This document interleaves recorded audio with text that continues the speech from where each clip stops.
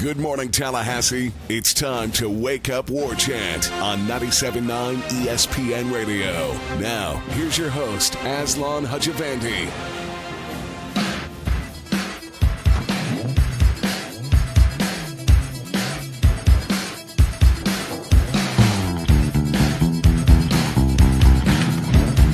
Welcome on into the program. Tuesday edition of Wake Up War Chant, mentioned and named so because it's in the morning, man. Wake up, everybody. I'm Aslan. He's Corey Clark. Thanks so much for being here. We're brought to you by For the Table Hospitality. 3 great locations in College Town, Madison Social, Central Township. Check them out.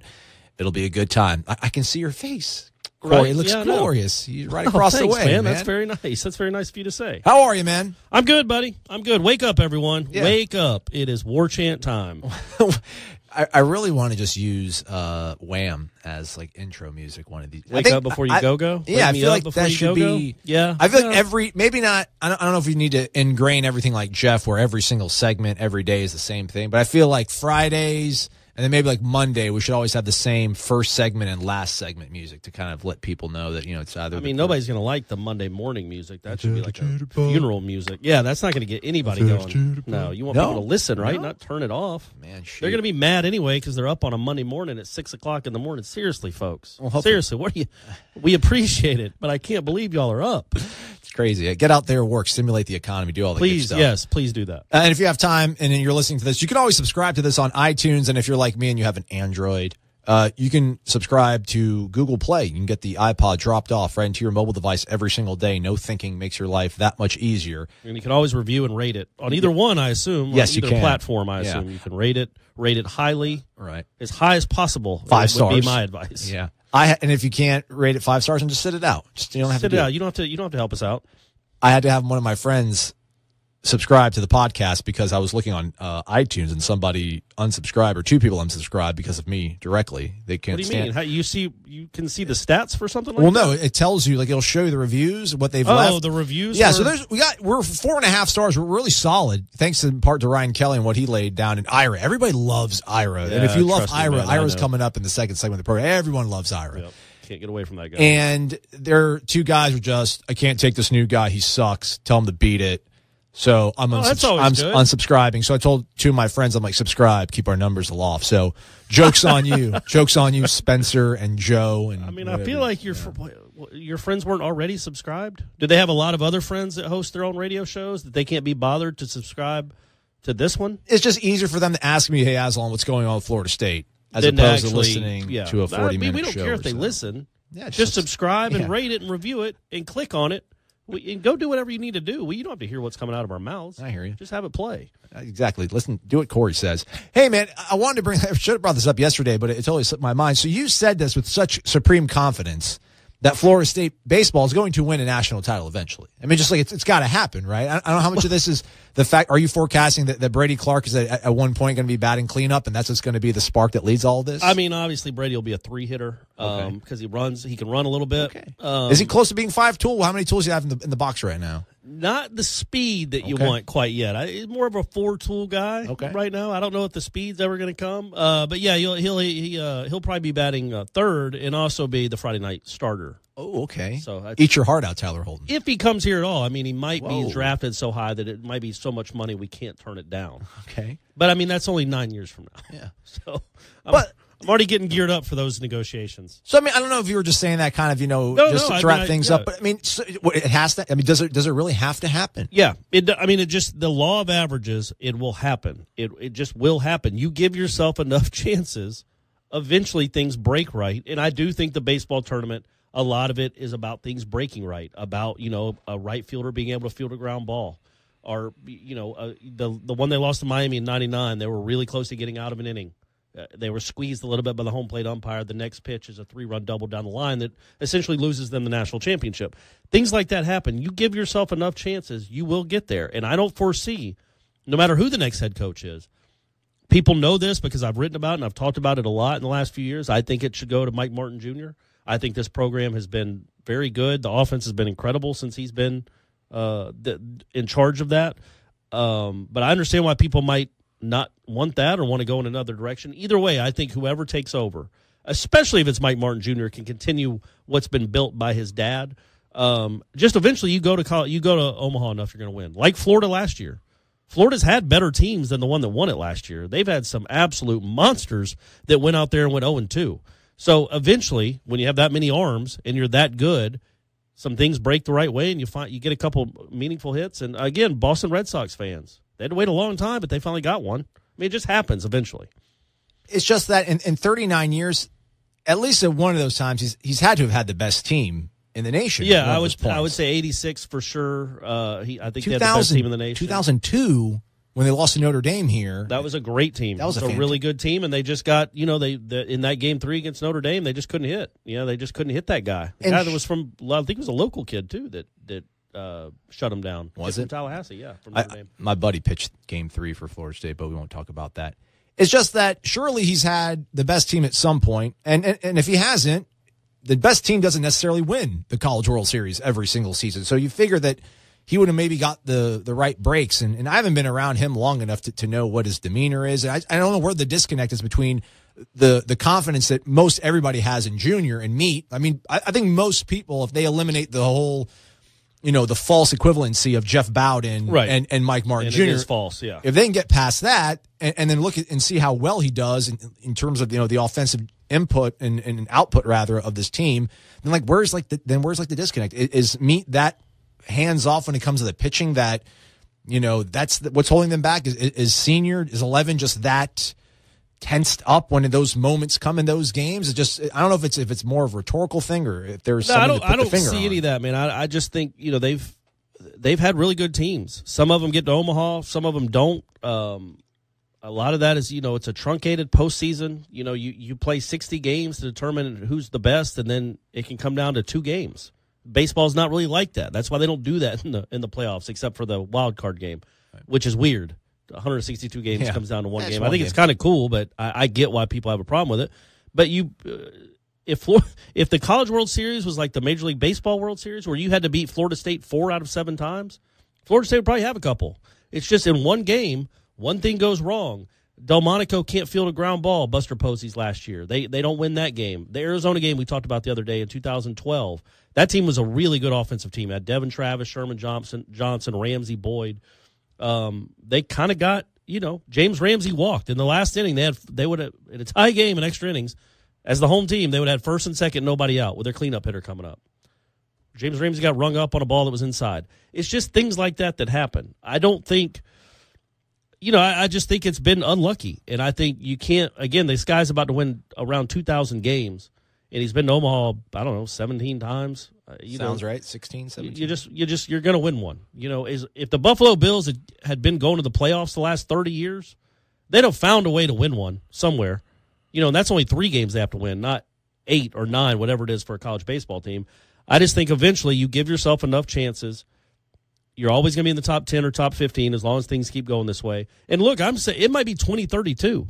It might be 2051. I don't know. Florida State, as long as college baseball is being played, Florida State's probably going to be good. And eventually, some team, somewhere along the way, like the 2004 Red Sox? Yeah.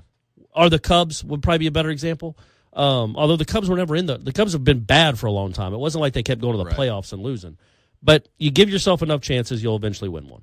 All right. Like Kansas basketball, I think would be a better example.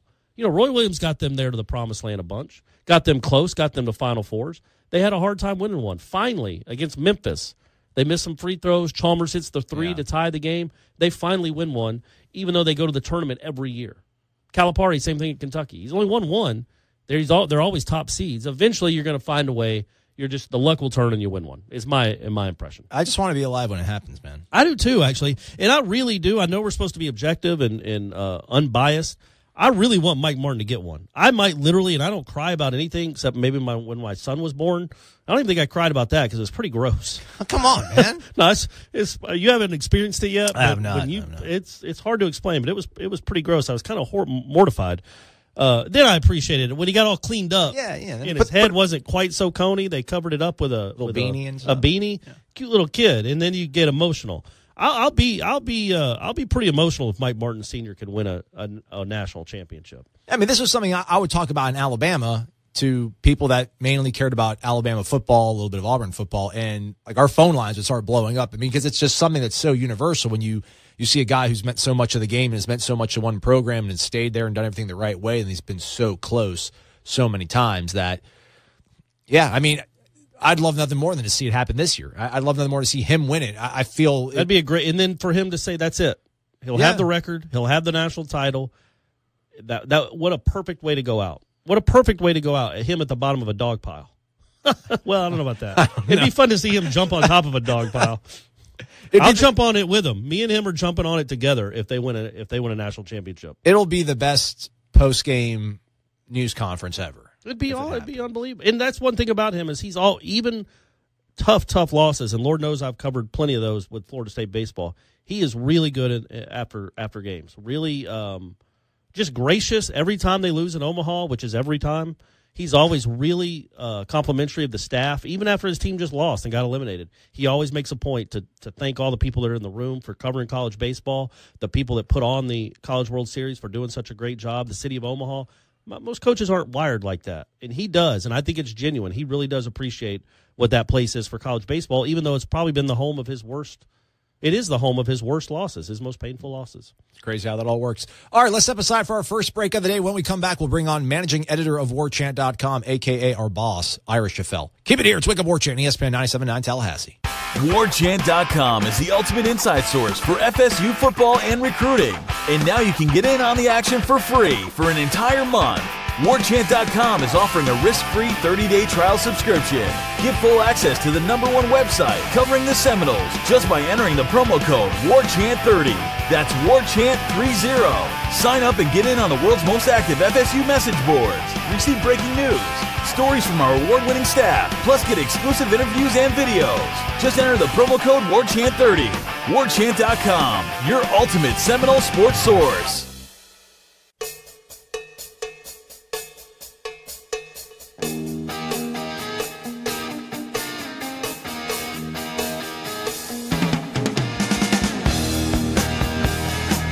Back at it, folks. Second segment of the Tuesday program. That is Wake Up War Chant right here on ESPN 97.9 Tallahassee. I'm Aslan. He's Corey Clark. He's the senior editor of WarChant.com. And this show brought to you by For the Table Hospitality. 3 locations in Collegetown, Central Township, Madison Social. You know what to do. Joining us right now, friend of the program, the saving grace of the program, the franchise, the managing editor of WarChant.com, Ira Schoffel. Ira, how are you, man? I'm good, guys. How are you? Doing fantastic. I was just telling Corey in the first segment you didn't get to hear us sing your good graces. You're like the most redeeming part of this entire organization, according to iTunes. I was reading the reviews about the show, and there's a couple critical things, but everything's like, well, I still listen to it just to hear from Ira. It's always worth about Ira. Can we just get a show just about Ira all the time? Just wait till the Corey bump happens, though, because I don't think people are used to me being on every day yet. When that happens, that's all the comments are going to be is, wow, why do they keep bothering with Ira? They got Corey for a full hour. You just need to teach Brady how to get on and leave iTunes reviews like I do with my girls. I got 3 of them. Yeah, that's happening soon, my man. There we go. Awesome. So, Ira, you have penned a great column that's up on WarChant.com. It's got so much great traction. Lots of folks really agreeing with it. And I agree with a lot of the things that you said. And it's basically the crux of it is that Willie Taggart has done so far so good, obviously, in terms of recruiting. But the most important, the most critical stuff is obviously still yet ahead of him. Yeah, for sure. And I think that and it's really going to determine, what kind of success they have and how quickly. It's great to have a signing class. It's great to get your staff in place, and those are big things. But we knew they were going to have a staff, and we knew one way or another they were going to sign a bunch of players. Really, the key for this first season is how quickly. I think he has to kind of change the culture. And during last season, there was a lot of discussion between different people in the media about how big the issues were, how prevalent the issues were with this team. And I think the further, we get away from it. I actually went back, Corey, you'll appreciate this. I went back last night and was listening to a couple of the Seminole headlines we did during the season. We all like to do that, don't we? Just kind of listen to the old headlines. Go back and watching your old game tape, like taking notes. Well, I was trying to get a feel for what the prevailing wisdom was at the time. Like did we realize how far astray things were really going? And it seems like we did. Oh, that's good. I was going to say, is wisdom in quotes, or did we actually pick up on it? I think we did. And but anyway, so just kind of, and the further you get away from it, the more you kind of reflect on the things that went wrong and how much work I think Willie Taggart and his staff have to do. And I think that the other thing that I thought was interesting last week in the comments from Willie Taggart at the signing day press conference and then also at the party is that he clearly understands the issues at hand, and that it's not a matter of just coming in with some new ball plays and winding things up and letting it happen. He's got some work to do in terms of attitudes, in terms of accountability, and it certainly seems like he understands that. Ira Schoffel, the managing editor of WarChant.com, joining us right here on Wake Up War Chant. So, Ira, I just want to dive into these two parts real quick, and then, people just step away from your keyboard so you can't write anything critical about me here. You mentioned some of the things about Jimbo, obviously, him losing his temper when he came to a fan, him sort of shrugging his shoulders when DeAndre decides not to show up to a game, the whole play for the NFL sort of a thing.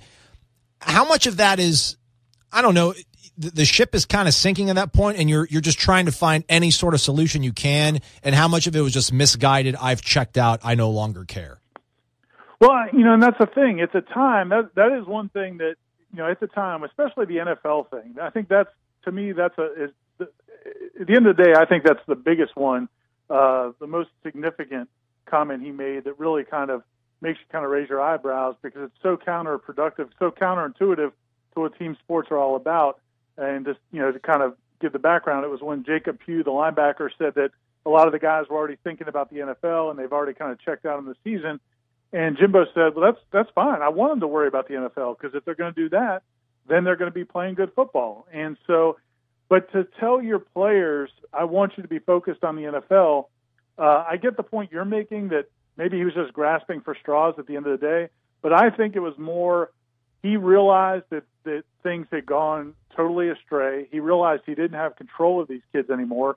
He realized that they weren't bought into the system anymore.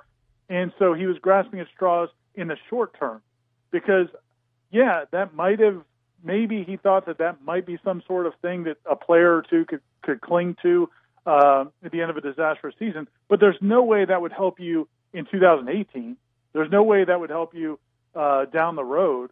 It's a terrible message to send your team. I mean, have any of us ever heard of a coach at any sport telling the kids, oh, go ahead and start playing for your future after you leave this team? It's just crazy.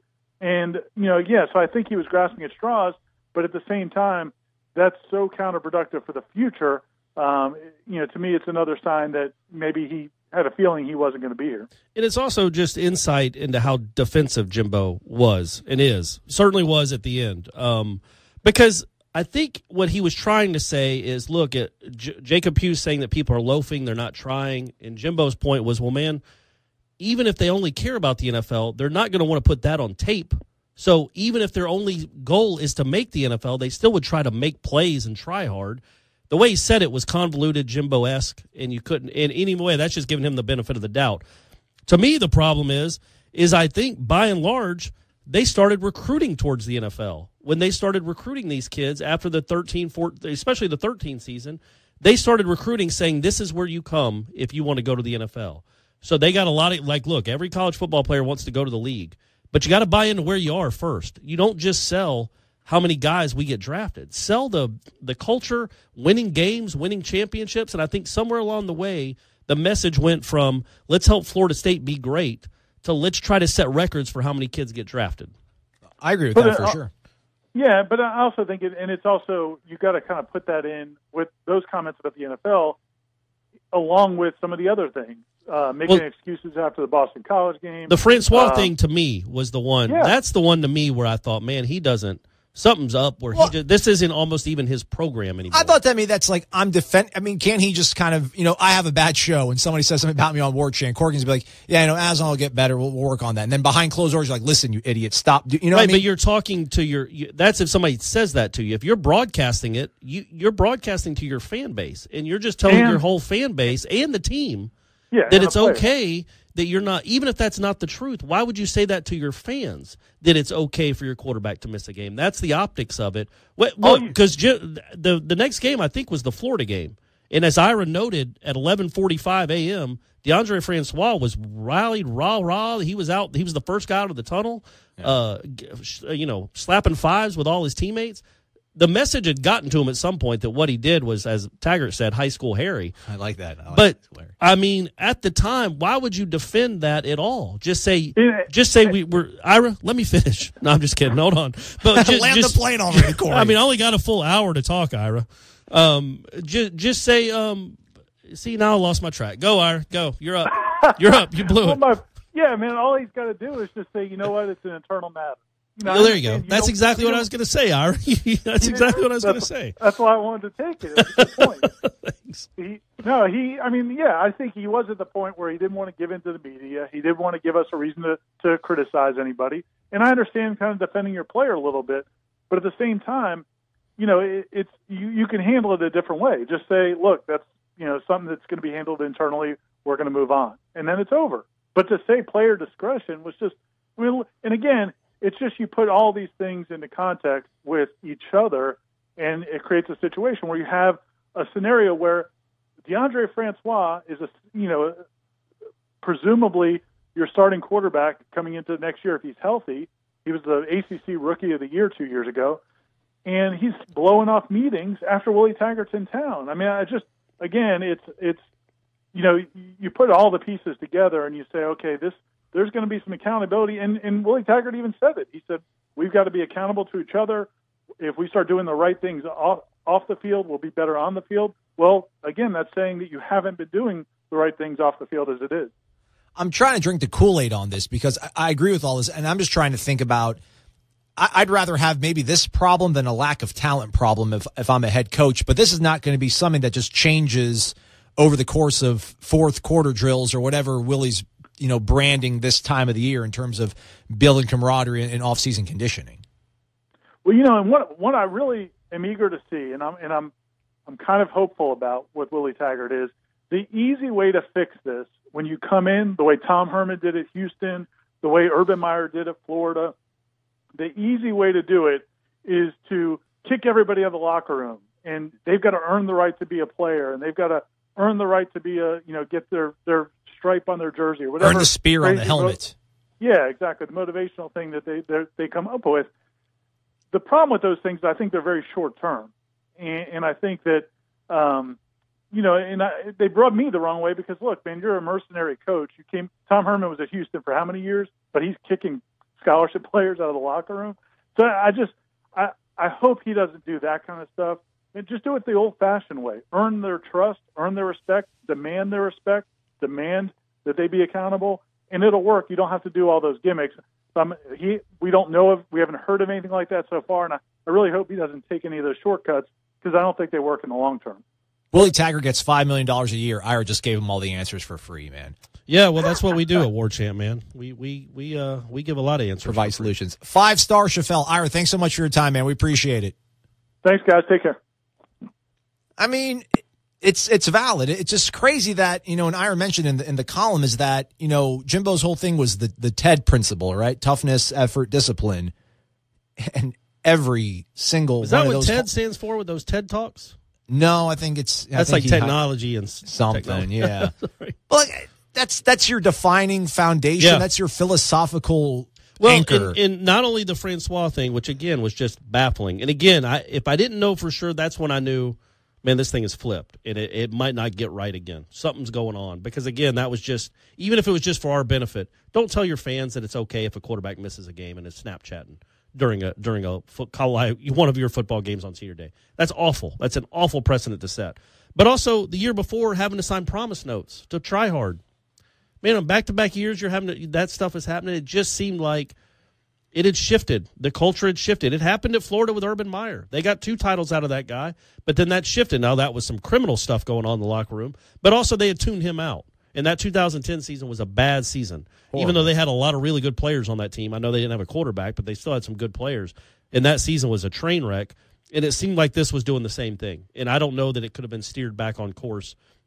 To mix metaphors, because you don't really I guess you could steer a train back on course. Why right? not? Get it back on track. Yeah, it's not a course. It's more of a racing course. But anyway, so 16, the promise notes was really concerning. And then in 17, the whole season was a concern. And then him talking about the NFL, Jacob Pugh saying what he said, having the audacity to say what he said to reporters was something. And then for Jimbo to say, no, I want them to try for the NFL, and then for him to say player discretion when asked if it's okay for a quarterback to miss a game. Just bizarre. And we'll say it probably for the rest of the time. Good marriage. Both sides got good things out of it, and it was the right time for a divorce. Yeah. All right. I agree with that, man. And the good thing is that Willie now has a diagnosis. And as long as he listens to this show, yeah. Or I guess he wants to listen to this show, obviously. He's probably listening to this as he drives in. Yeah. But as long as he's got a subscription to War Chant. Does he? I'm sure he does, of course. And then he could have read Ira's column. All right.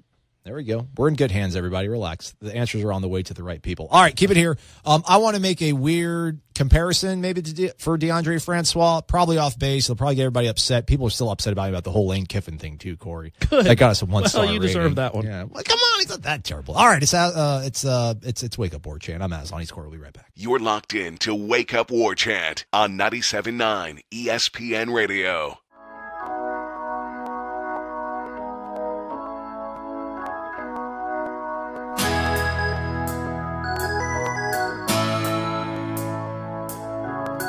Welcome on back to Wake Up War Chant. I'm Aslan. He's Corey Clark. Thanks so much for being here. The program brought to you by For the Table Hospitality.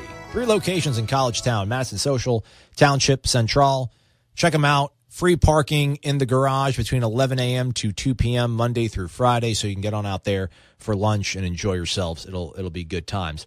All right, so we just had 5-star Ira Schoffel on the show. 5-star Schoffel. That's what I'm going to start calling him right now. Phenom. He's a phenom. Yeah, he is. So let's just go ahead and just ruin it all with terrible metaphors and comparisons by me. Oh, yeah, I want to hear this. Let's go. How dangerous, I don't want to say dangerously close, but I already said it, so let me just go ahead and finish the thought. Like, how dangerously close is DeAndre Francois to being like a Chris Ricks?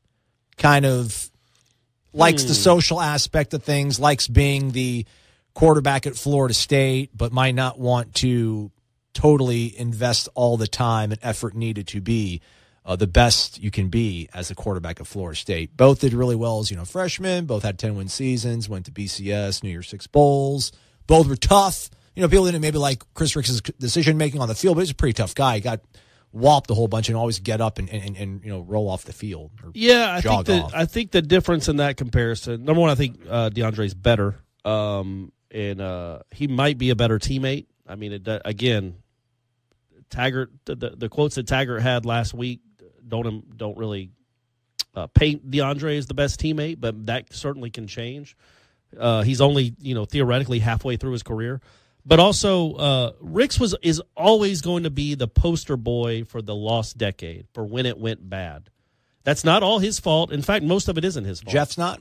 No, I think Ricks. Ricks and Jeff Bowden, but if you had to put it on a player. Chris Ricks is the guy you would choose. He lost he lose 5 times to Miami, made some horrendous decisions, missed his final and couldn't play in the Sugar Bowl against Georgia. But all that, they gave us a taste of Fabian Walker and Anquan Bolden. So we got to be grateful for that. Man, Lord, that throw he made down the sideline that was dropped. Man, that's as good a throw. I mean, thanks, Talman. Really impressed. Talman, you got to come down with that. I was at that game, and actually a one-armed Georgia fan pointed at me with his claw and yelled obscenities at me. It was one of the more terrifying moments of my that might have been my fandom. Uncle. Did he have a mustache? He did not. Oh, okay. No, I'm just kidding. I don't have any. Yeah, I'm just golly, chill out, man. This game doesn't mean anything. Right? No. Well, for Georgia fans, it did, because it had been a long, long time since they had been in New Orleans playing. Literally 20 years, I think. But no, I just think, man, he needs to just get it right, man. Get it together. And you still see him on. And again, I don't want to make this the DeAndre Francois hour, but you still see him on social media doing things that kind of make me shake my head a little bit. Just, man, stay off it. You don't have to retweet every person that says the woman was in the wrong for filing a complaint against you. He's probably retweeted 150 of those. Retweet a couple, that's fine. Maybe reply to the people and say, hey, thanks, man. You don't have to retweet. You don't have to fill up everybody's time frame with all these people saying how wronged you were. I get the sentiment, especially if he was wronged, but still, just lay low a little bit, man. Just focus on being a good teammate. Maybe tweet out something positive about a teammate. Maybe retweet something somebody positive tweeted about one of your wide receivers or Auden Tate or somebody. I don't know. Anyway, I do think that needs to change. I don't think it's a terrible comparison, but I also think. Thanks. I'm moving up From I think terrible right, to like it's not terrible. So terrible. Yeah, it's a lot better than your Kiffin hypothetical. But I do think he's got 2 years left to get it right. And I think if he can't get it right under somebody like Willie Taggart, who is going to try to make him understand why he needs to be a good teammate, then he's just not going to get right with it and be a good teammate. I think Willie Taggart will give him every avenue to be the starting quarterback and to be a good teammate. If he doesn't embrace it and he still stays the same guy that apparently misses meetings and certainly misses games when he's not playing, then you wonder that it's just never going to click with him. I feel like he has to be starting off so far in the red in Taggart's mind that it has to be something. He has to do something phenomenal in camp, on the field, off the field to supplant Blackman. I would figure at this point, just because it's going to be interesting. If you're coming to change culture, accountability, all that sort of stuff, and you had this guy doing, Snapchatting, before a game, and you guys during the game when you guys need every single last win to keep all sorts of really important streaks to this program and this city and this university alive, and he's doing that, and you're just going to be like, all right, well, listen, man, just show me you're good for these next 3 or 4 months, and I can, everyone's going to start off at a clean slate. I don't really know if you can do that, especially by all indication. I think we all feel that James Blackman's a really earnest young man who was put in a situation that nobody intended for him to be in. He didn't sign up for to be thrown in there as a true freshman like that, and did fairly well. I mean, if he doesn't fumble the ball against Louisville and they win that game, there's maybe a different feeling, and there's a couple throws that he missed against NC State. But he led a game-winning drive against Miami. He led what was going to be the game-winning drive against Louisville before he unfortunately fumbled. Yeah. But still, he had good moments when it mattered. And more than anything, when you talked to teammates about him, you saw they kind of lit up when they talked to him. And I remember when I was the last day, hopefully I'll ever be in Shreveport, at the post-game press conference, when somebody asked, I think they asked Odell about James Blackman and about his leadership, and he started talking, heaping praise on him. In every head at the podium, other than Blackman, who was listening, all the 4 other guys that were on the podium, you saw their heads nodding, like, yep, that's who he is. There's something there, man, and that means a lot at quarterback. That said, if DeAndre Francois is worlds better, or even, But he has to be, though. I think he has to be worlds better to probably get his job back, because I don't know if it's really his job to get back. I don't think so. I don't think it is. Worlds better is probably too strong, but if he's demonstrably better, you're going to go with the guy that gives you the best chance to win. That's why I think it's imperative, and that's why Taggart did what he did with Andrea in the ESPN article, is to get him to realize, man, it's more than just making passes and be able to move in the pocket and driving teams down the field. You got to be a guy that they believe in, man. Chris Ricks was never that guy. He was never beloved by his teammates from the first day he stepped on campus, really, from the stories you tell. I know there was the story about him wanting to sign autographs, Chris Ricks, 16, even though Chris Winkie was winning the Heisman that year as Chris Winkie, number 16. And I think the story was that Mark Richt or somebody went and asked Winkie if that was okay, if Chris Ricks, maybe Ricks asked him that, because he was wearing 14 at the time. He's like, is it okay when I sign my name if I put 16? And Winkie was like, hell no, you're not 16. I'm 16. Maybe that's hyperbole. I'm 29, but I'm 16. Yeah, maybe that's hyperbole. But, so Chris Ricks always kind of thought more highly of himself than he probably needed to and never was embraced. Francois still got a chance. He's only halfway through his career. Oh, he does, but I think at this point. The signs aren't great. Yeah. The signs aren't great, but he's also – people mature in college and they grow up. Maybe this is what he needed. Maybe that article in ESPN and he realizing that he now is a head coach that's not going to make excuses for him, that's not going to say it's player discretion. They're going to call him High School Harry when he goes and Snapchats during a game, and they're going to call him out for missing team meetings. Jimbo would never do that in a million years because it makes Jimbo's program look bad. Well, Willie Taggart didn't have a problem with it right now. So Francois being talked negatively by the head coach, maybe that's what flips it. Maybe that's where he realizes what he has to do if he's ever going to be a college quarterback again. I hope so. I mean, because competition obviously brings out the best in these kids. I think they're going to need both of them, to be honest with you, at some point. It's just one of those things where, and listen, I know Willie has gone ahead and Coach Taggart said that he embraces social media, and I totally feel like kids should be able to express themselves and use those outlets. But you can use it in certain kinds of ways. You can lift up your teammates. You can show clips of you guys practicing and retweeting motivational tweets, or you retweet it with you out doing things that are about you, that are centric on you. Right. And that's kind of what I feel from DeAndre. And if Twitter was around in 2001, Like, that's the kind of stuff I feel like Chris Ricks would be tweeting, you know? Right. So, and I don't see anything from James Blackman. I don't hear anything about him. I'm not following him on social media. I don't follow really anybody on social media. I guess I kind of have to now as part of the job. I'm not on Instagram. I'm not. So I'm not on that at all. But and I don't Facebook friend any of these guys because I think that's kind of creepy. But I do follow them on Twitter. Yeah, I feel like that's part of the job is to follow them on Twitter. And if they do something crazy on Facebook or Instagram, we'll find out about it. Right. Soon enough. Yeah, it's just I feel like I think Taggart, I think maybe we don't factor in enough the whole Harbaugh aspect, is that whole hard-nosed, tough sort of aspect of things. And listen, man, Francois, physically tough kid. I mean, what he endured in 2016 was complete madness. But I think there's a certain moxie and a mental sort of makeup that I think Blackman kind of showed. I mean, maybe he didn't set the world on fire, obviously, like Jameis or Manziel or somebody was a second-year freshman. Obviously, he was a true freshman. But I don't know. I just saw the way he responded in certain situations. There was that when he got excited after a touchdown, it was just, I don't know, there's a certain sort of, the way it would come out, it wasn't, look at me, I just did something great. It was like tension off of his shoulders. Like, I'm glad I just picked my team up. I'm glad I just made my coaches happy. I'm glad I just, lifted up my offense. And I don't know, I kind of felt something like that from him. And I don't know, maybe I'm totally grading him on a curve because I don't think anybody thought he was going to get in last year. There was no plan to get him in the game, and that's the way it kind of happened. And I think he did admirably, all things considered. Oh, he did. He wasn't great.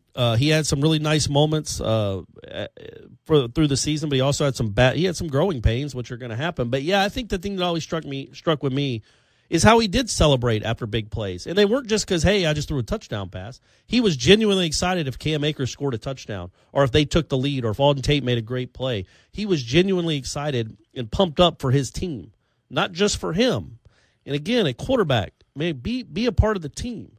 Francois can get there. He's not a lost cause. He's 21 years old. He can get there. He might already be there. Maybe he's making strides to be that guy. But he better be, because if we've seen, if it's even, then it's Blackman, I think. I know we're going to be talking about this for 6 months, but if it's even, it's going to be Blackman. He's got to be better on the field, but he's also got to be better at everything else. And that was what Willie Taggart was doing last week with that story with Andrea on ESPN. Let's wrap it up right after this. You're listening to Wake Up War Chant here on ESPN 97.9 Tallahassee. These recruiting updates are nothing but fluff. Are you wasting your time again on free blogs and social media to get the scoop on FSU recruiting? Yeah, it's all bait and switch. Get me excited with a headline, but get nothing in return. You're on warchant.com. What's really going on with FSU recruiting? Could be another top 5 class, but for the real scoop, you'll need to get your own War Chant subscription. What's it cost? Free. There's a 30-day trial offer. Just sign up and you'll get full access through signing day. And nobody has more accurate and timely information on recruiting than warchant.com. You know I like free. Sign me up. Warchant.com, your ultimate Seminole source.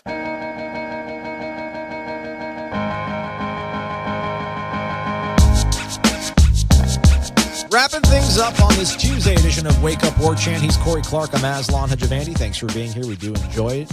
Enjoy you guys being here, rather. Thanks previously in the show for Ira Schoffel for joining us. So today we'll get to hear from the basketball team. They'll be doing their final sort of a shoot-around or whatnot on the eve of the game against Clemson, right? Clemson comes to town Wednesday. Yep. So, you mentioned it on the program the other day. In your mind, just simply defend home court from here on out, and things should be fairly well. Oh, yeah, I think so. I think you're looking right now, Florida State's, probably a 9 seed. Yeah, I mean, last bracket thing I checked was last week.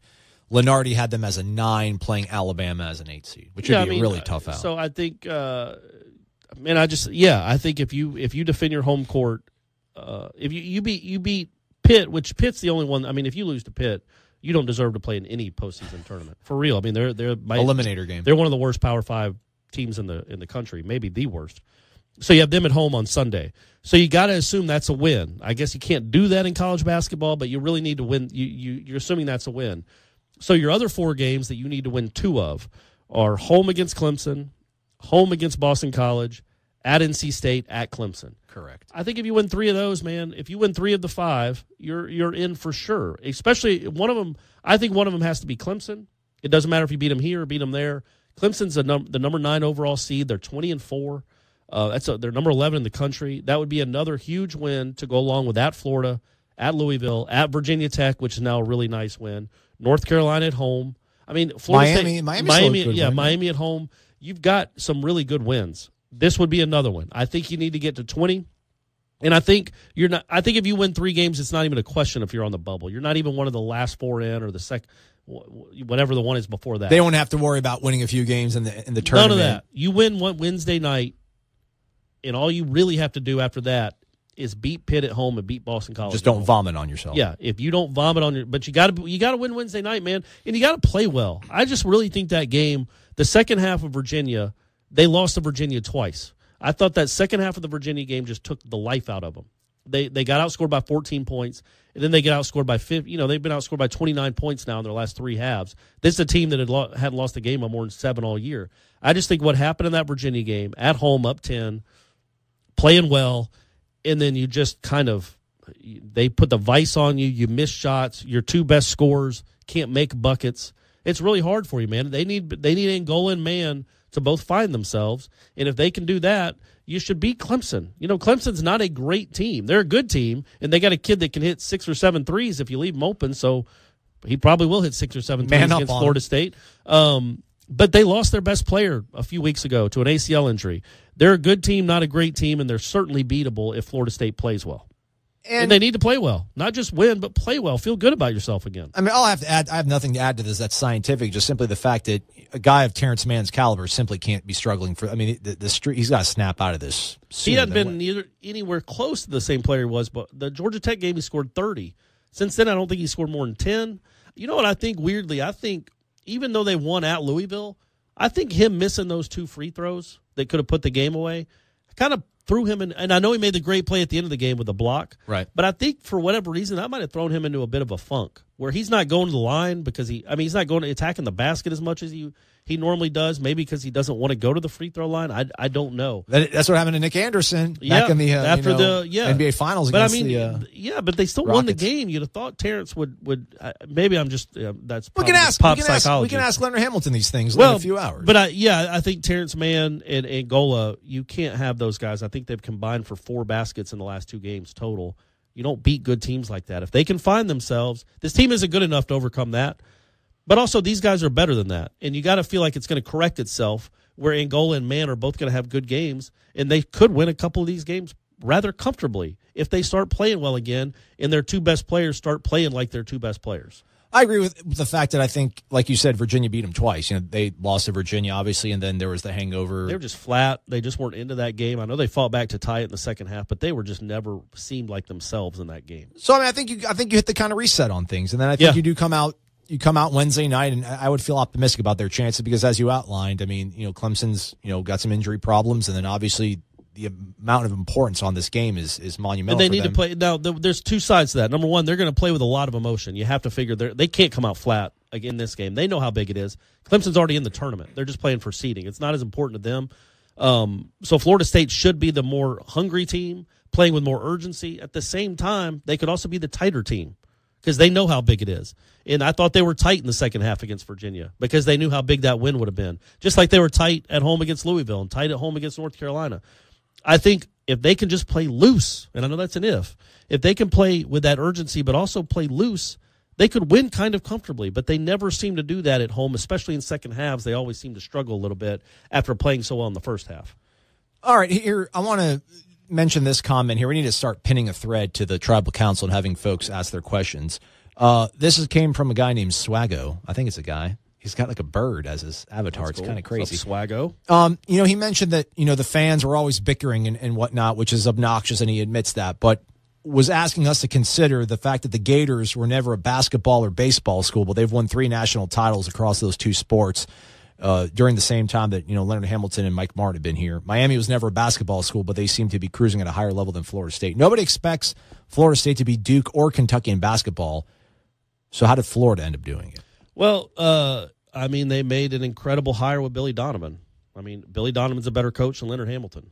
I don't know what to tell you. He's a better recruiter. He's a better coach. And that you make one hire like that can change the kind of course of a program, obviously. All of a sudden, Florida becomes a team that kids grow up wanting to go play for because they see them in the NCAA tournament every year. They made the championship game the one year, lost to Michigan State. Then they won 2 straight national championships. And all of a sudden, they're one of the marquee, the blue blood teams. So they made a great hire. If Florida State had hired Billy Donovan, Maybe it happens here. But I wouldn't. Those guys aren't growing on trees. Right, No exactly right. search firms aren't churning out no can't miss guys. But although I do think Billy Donovan got paid a crap load, to be eloquent, when they first got him or when they re-upped him, they paid him like a head football coach. They gave him a lot of money. And then but Florida wasn't great in basketball before Billy Donovan got there. Lon Kruger, they had one They were Final okay. Four. They had one Final Four. Florida State had one Final Four. A long time ago, but they also made an Elite Eight in '92. They got close a couple times. They had some good teams. They were about on equal footing till one of them hired Billy Donovan. As far as Miami, Miami's been better here recently. I would say over the last, whatever you'd want to say, 6-8 years. They're similar programs, 10 years. Florida State and Miami are about the same. I don't know how Miami keeps getting these 5-star kids. I do know they're involved in an FBI investigation as an Adidas school. As an aside, and that's not an implication in any way, but they are one of the schools. They're like school number 3 or whatever they're labeled as. But Larinaga is a really good coach too.